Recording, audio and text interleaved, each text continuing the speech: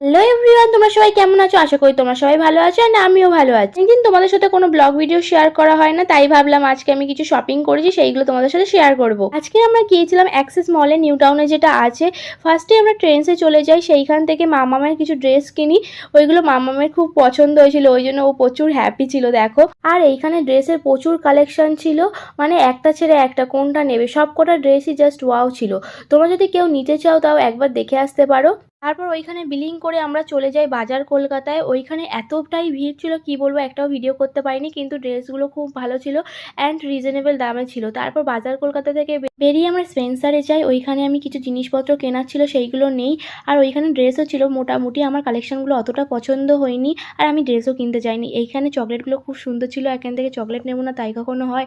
তারপরে আমরা এখানে ধোসা খেলাম আর বাইরে বেরিয়ে মোমোও খেয়েছিলাম। আজ এই পর্যন্ত। আমার মিনি ব্লগ যদি ভালো লেগে থাকে like comment and subscribe. Tata.